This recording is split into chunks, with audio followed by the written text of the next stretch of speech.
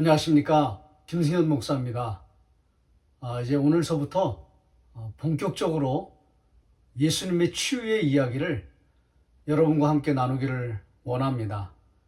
예수님께서 활동하셨던, 정확히 말씀드리면 사역하셨던 그 치유의 이야기를 여러분과 함께 오늘 추적하면서 그 속에서 오늘 하나님께서 저와 여러분에게 어떤 말씀을 하시는가를 우리 잠잠히 함께 나누기를 원하는 것입니다.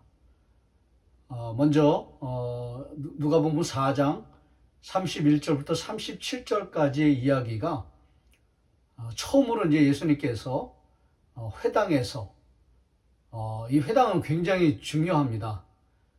그리고 또 이것을 또 안식일 날 치유가 행하여졌다고 그렇게 이야기하는 걸 보면 주의 날이죠. 주의 날에 그 다음에 회당, 요즘 말로 하면 주의 전이죠. 주의 전. 주의 전에서 주의 날에 그 다음에 마지막으로 주의 권세가 나타나는 그런 이야기입니다. 이게 다 회당에서 일어납니다.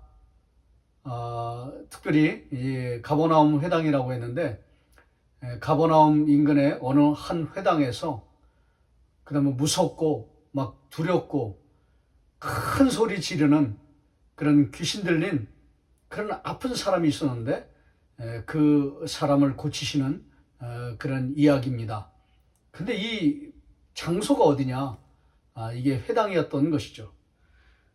특별히 33절 말씀 보시면 회당에 더러운 귀신 들린 사람이 있어 크게 소리를 질러 이르되 이렇게 되어 있는데요. 회당이었습니다. 가버나움 회당. 회당에서 예수님께서 치유를 행하시는 그런 장면을 우리가 참 많이 봅니다. 특별히 이제 누가복음에만 해도 16번이나 예수님께서 회당에서 고치시는 이야기가 나옵니다. 물론 다른 데서도 이적이 일어나죠. 치유가 일어납니다. 그러나 대부분은 회당에서, 주의 전에서, 성전에서 치유가 일어납니다. 우리가 이것을 첫 번째로 좀 주목해 보고 싶은 것인데요. 여러분, 오늘날로 치면 교회 아닙니까? 성전이죠, 성전. 저는 예배당이라고 하는 표현을 그렇게 좋아하지는 않습니다. 저는 성전이라는 표현을 참 좋아하거든요.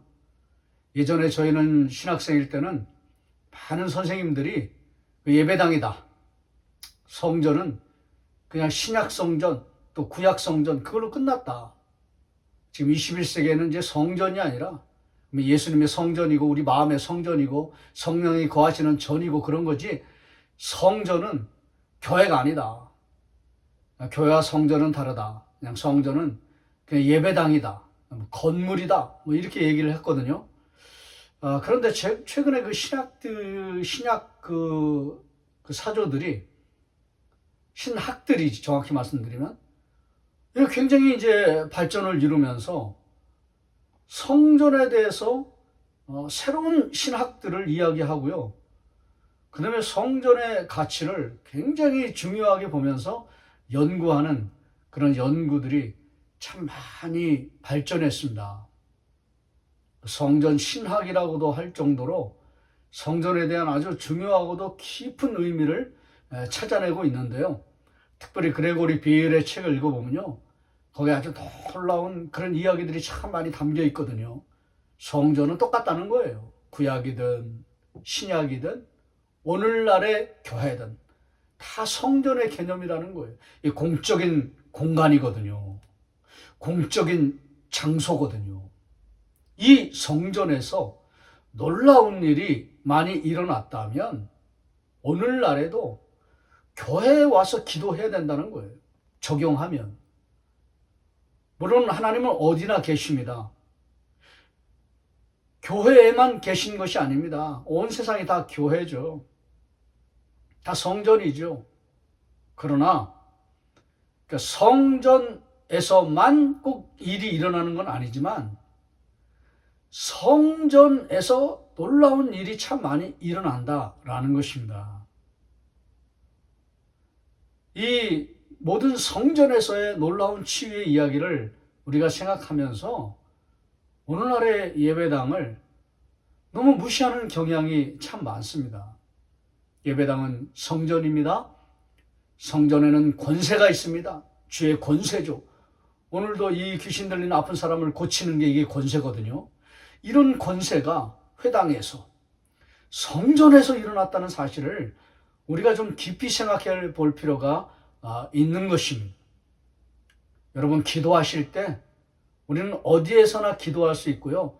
하나님은 어느 곳에서나 다 우리의 기도를 들어주시지만 특별히 성전에서, 교회에서, 예배당, 곧 성전에서 기도하는 것을 하나님은, 예배하는 것을 하나님은 더 기뻐하시고 더 놀라운 권세를 베풀어 주시는 분이십니다. 그러므로 우리가 성전에서 기도해야 되는 거예요. 예배당이라고 그냥 건물이라고 이렇게 터부시하지 말고요. 좀 무시하지 말고요. 무시하진 않아도 좀 도외시하는 경우가 참 많이 있거든요. 그러지 마시고요. 될 수 있으면 일상생활 하시면서도 성전에 나오십시오. 성전에서 예배하십시오. 성전에서 찬양하십시오. 성전에서 기도하십시오. 그러면 성전에는 주의 놀라운 권세가 있기 때문에, 그 권능이 있기 때문에, 그 능력이 있기 때문에 성전에서 기도할 때 더 놀라운 일이 일어나게 되는 것입니다. 오늘 여기도 가버나움 회당에서, 누가복음에서는 16번이나 예수님께서 회당에서 아픈 사람들을 고치셨다고 그렇게 이야기합니다. 그런 것이 16번 이상 나옵니다. 치유의 이야기가 복음서에 한 32번 정도 나오거든요. 그 중에서 절반 이상이 회당에서 고침을 받았어요. 성전에서 고침을 받았어요. 하나님의 전에서 주의 권세를 경험하는 놀라운 역사가 나타났다고 한다면, 하나님의 성전에 나오셔서 기도하다가 하나님의 성전에서 권세를 경험하고 권능을 경험하고 능력을 경험하는 여러분이 되시기를 축복합니다. 이런 놀라운 역사가 일어나기를 소망합니다. 이게 첫 번째 여러분에게 나눠드리고 싶은 저의 소망이고요. 또 묵상이고요. 성전에서, 여기도 가버나움 회당에서 주의 날에, 안식일이죠. 여기 31절 말씀 보시면 갈릴리의 가버나움 동네에 내려오사 안식일에 가르치심에, 안식일도 중요한 거죠. 주의 날이니까요. 안식일에, 주의 날에, 그 다음에 회당에서, 주의 전에, 주의 전에서, 성전에서, 그 다음에 이제 권능이 나타나는 그런 이야기입니다. 그래서 이제 아픈 사람이 막 소리를 지르는 그런, 그냥 굉장히 막 두렵고 떨리는 칠흑 같은 그 귀신들의 그 울부짖는 그런 늑대와 같은 소리들이 막 난장판이 됐습니다. 성전이요.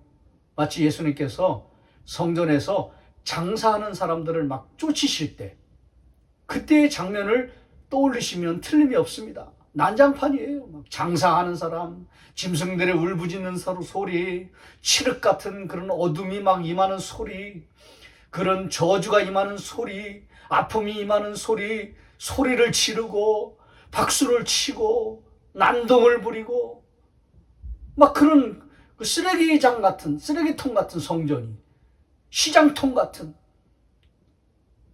주의 날인데도 불구하고, 주의 전인데도 불구하고 성전이 쓰레기장과 같이 된 거예요. 시장통과 같이 된 거예요. 그런 장면이 나오지 않습니까? 33절에 회당에 더러운 귀신 들린 사람이 있어 크게 소리 질러 이르되, 아주 여기 막 그 엄청난 그런 소리들이, 큰 두려움의 소리들이 나오는 거예요. 그때 예수님께서 이곳을 찾아오셨을 때 34절에 아 나사렛 예수여, 우리가 당신과 무슨 상관이 있나이까? 우리를 멸하러 왔나이까? 나는 당신이 누구인 줄 아노니 하나님의 거룩한 자인이다. 귀신이 하는 소리죠. 근데 35절에 예수께서 꾸짖어 이르시되, 귀신들을 고치실 때는요 굉장히 공격적으로 다루셨어요. 막 꾸짖으셨어요. 막 책망하셨어요. 독사의 자식들아 막 그러는 것처럼 여기 이 바리새인과 서기관들에게 독사의 자식들아 그렇게 외치는 것처럼 책망하시는 것처럼 여기 귀신도 똑같은 그런 종교인들에 대해서 책망하시는 거예요. 귀신 들린 사람도 종교인이에요. 하나님 누구신지를 아는 거죠. 종교인이에요. 여러분 종교인이 되지 마십시오. 종교인이 되면 죽습니다. 우리의 영이 죽어요. 우리의 영이 살 수가 없어요. 완전히 그냥 형식적인 사람이 되는 거예요. 바리새인이 되는 거예요. 그 다음에 제사장 같은 그런 선한 사마리아 사람 보고도 그냥 막 지나가 버리는 그게 종교인이거든요. 여러분 신앙인이 되셔야죠. 종교인이 돼서는 안 되는 거예요.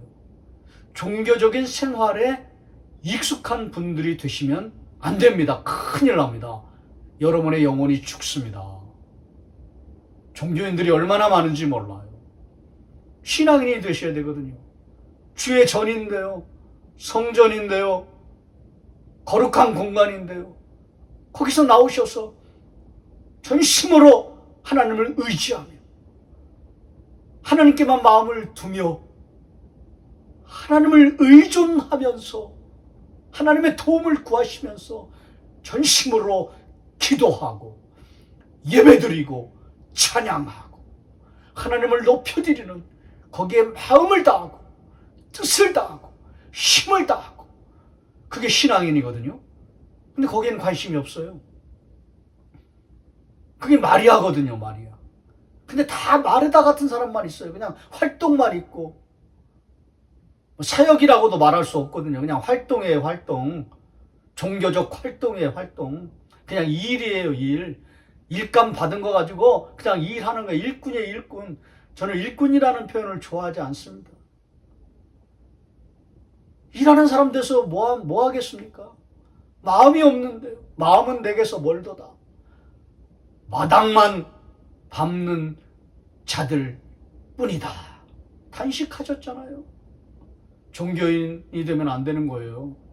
신앙인이 되는 거죠. 하나님을 예배하고 하나님께 마음을 드리고 마음을 다하여 하나님께 찬양을 올려드리고 기도하고 전심으로 하나님을 찾아야죠. 목마른 사슴이 신의 문을 찾기에 내 영혼이 하나님을 찾기에 갈급하나이다. 그렇게 예배하다가 어느 순간에 성령의 놀라운 능력을 체험하고 울음이 터져나오고 막 탄식이 터져나오고 감동이 일어나고 복받치고 기쁘면서도 슬픈 그런 경이로운 그런 마음들이 늘 경험하고 그런 일들이 주의 전에서 일어나야 되거든요. 근데 그런 건 없어요. 그냥 활동만 있는 거예요. 일만 하는 거예요. 마음도 없고 열심도 없고 중심도 없고 하나님을 예배하는 마음도 동기도 다 잃어버린 채 그냥 자기가 해야 될 일들만 그냥 막 하는 거예요. 분주한 거예요. 마르다. 예, 마르다. 마르다는요, 다 말라요. 다 마르게 돼 있어요. 그게 마르다예요. 심령도 마르고, 영혼도 마르고, 기도도 마르고, 예배도 마르고, 찬양도 마르고, 그게 마르다예요. 다 말라버렸어요. 그러다 죽어가는 거예요. 아니, 죽는 거예요. 종교인이 되면 그래서 죽는 거예요. 그러지 마시고요. 신앙인이 되세요. 신앙인은 살아납니다. 샘솟는 기쁨이 있습니다. 마음에 평안이 있습니다. 용서가 일어납니다. 사랑의 마음이 찾아옵니다. 화평의 마음이 찾아옵니다. 감사가 터져나옵니다. 기쁨이 일어납니다. 감격이 풍성하게 폭포수같이 몰려오는 것입니다. 이런 마리아와 같은 신앙인들이 되십시오. 여기 귀신 들린 사람, 얘가 다 종교인들이에요. 소리만 있는 건, 더러운 소리들만 있는 거예요. 무서운 소리들만 있는 거예요. 저주받은 소리들만 있는 거예요. 더러운 귀신 들린 종교인을 향하여도, 그리고 귀신 안 들린 일반인이라고 할 수 있는 사람들에게도, 이 종교인들에게 예수님께서 뭐라고 말씀하십니까? 잠잠하라고 그 사람에게서 나오라. 공격적인 책망을 하시는 거죠.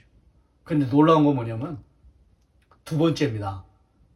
귀신 들린 사람이 이제 귀신은 떠나가잖아요. 그런데 이렇게 돼 있습니다. 제가 너무너무 감동을 받았습니다. 35절에 이렇게 돼 있습니다. 예수께서 꾸짖어 이르시되 잠잠하고 그 사람에게서 나오라 하시니 귀신이 그 사람을 무리 중에 넘어뜨리고 아픈 사람을 넘어뜨렸어요. 귀신이 죽이려고 하는 거죠. 나만 같이 죽을 수 없다는 거죠. 같이 끌어들여서 같이 죽자 그러는 거죠. 그래서 넘어뜨렸어요. 그런데 잘 보세요. 예수님께서 어떻게 하신가? 그 사람은 상하지 아니한지라. 같이 죽자 하고 죽이려고 했지만은 귀신 그 아픈 사람을 넘어뜨렸지만은 예수님께서 그를 상하지 않도록 도우셨다는 거예요. 오늘 이런 놀라운 은혜가 여러분에게 부어지기를 주의 이름으로 축원합니다. 소망합니다. 그 사람은 상하지 아니하였더라. 여러분의 자녀 중에서 고통받고 있는 사람 중에서 고난받고 있는 사람 중에서 질병에 시달리는 사람 중에서 아픈 사람들 중에서 마음이 외롭고 마음이 험난하고 마음이 힘들고 고통 가운데 있는 그 사람에게서 주님께서 말씀하십니다. 두 번째로 너는 상하지 아니할지로다. 할렐루야. 하나님께서 누구는 상하지 않게 하실 것이다. 그 사람은 상하지 아니한지라. 얼마나 감동을 받았는지 모릅니다. 어쩌면 이게 진짜 치유 아닐까요? 물리적으로 아픈 그런 부분들이 떠나가는 그런 치유도 있지만 그 사람의 마음이 회복되는 거죠. 그 사람의 심령이 회복되는 거죠. 그 사람의 마음이 치료되는 거죠. 상하지 아니한지라. 요 표현은요, 요 누가복음에만 나옵니다. 물론 마가복음에도 똑같이 이야기가 나오거든요. 그런데 유독 누가복음에만 요 표현이 있어요. 그 사람은 상하지 아니한지라. 나머지는 다 똑같아요. 근데 요 부분은 누가복음에만 있어요. 오늘 이 말씀을 가지고 여러분을 축복합니다. 이게 진짜 치유 아닐까요? 이런 치유가 일어나기를 바랍니다. 그 사람은 상하지 아니한지라. 오늘 하나님께서 이런 놀라운 축복을 부어주시기를 원합니다. 그리고 마지막으로 제가 발견한 건 뭐냐면요. 물론 이제 귀신의 소리인데요. 이렇게 되어 있습니다. 34절에 또 누가복음에만 나오는 독특한 표현이 있습니다. 그게 뭐냐면 아라는 표현이에요. 감탄사. 아. 나사렛 예수여. 뭐 귀신이 하는 감탄이기 때문에 의미가 없다고 그렇게 생각할 수도 있는데요. 이 아라는 말은 요 누가복음에만 나와요. 아까 그 사람은 상하지 아니한지라 그것도 누가복음에만 나오고 이 아라는 것. 저는 이게 진짜 주의 권세, 주의 권능, 치유의 권능인 것을 발견하게 된 것입니다. 감탄이죠. 아, 탄식이죠, 탄식. 그러니까 어떤 탄식이냐면요.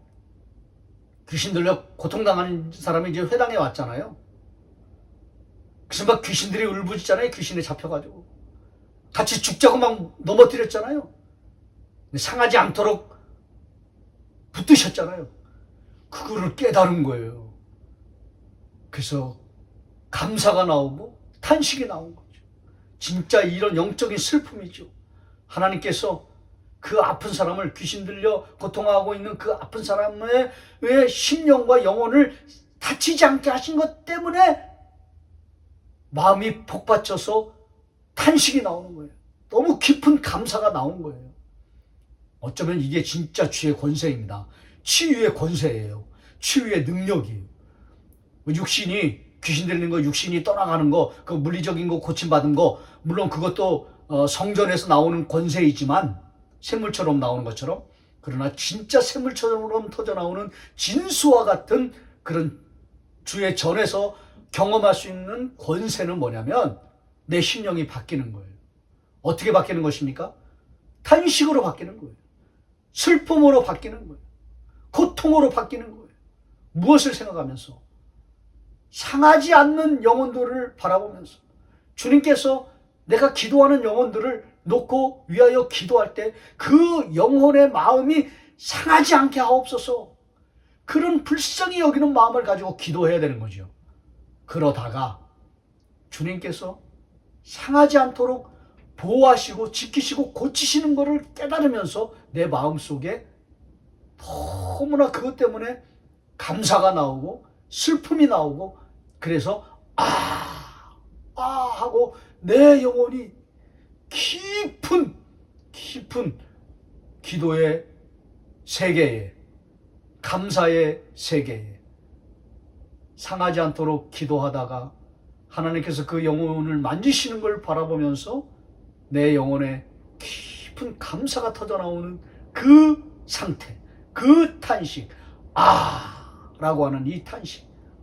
여러분, 이게 있어야 종교인이 안 되는 거예요. 이게 진짜 신앙인이에요. 참 신앙의 사람이에요. 참 신앙의 사람은 내가 기도하는 영혼을 하나님께서 돌보시고 상하지 않게만 해주십시오. 마음이 다치지 않게만 해주십시오. 그의 영혼이 다치지 않게 해주십시오. 막 끌어안고 막 기도하다가 하나님께서 그 영혼을 고치시고 만지시고 회복시키는 그걸 보면서 라고 하는 그 깊은 그 감사의 탄식, 그 단계까지 나아가는 거죠. 여러분, 이게 진짜 가버나움 회당에서 일어났던 놀라운 치유입니다. 아픈 사람을 고치시는 게 아니라 나를 고치시는 거예요. 내 마음을 고치시는 거예요. 내 형식적이고 메마른 걸 고치시는 거예요.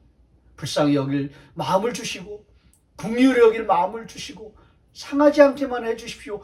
그렇게 간절한 마음으로 기도하게 하시다가 하고 하는 그 깊은 탄식과 감사의 그런 마음까지로 들어갈 수 있도록 하나님께서 은혜를 주시는 것, 그렇게 회복시켜 주시는 것, 그것이 이 가버나움 회당에서 예수님께서 베풀어 주셨던 주의 성전에서 일어났던 놀라운 첫 번째 권세였던 것이죠.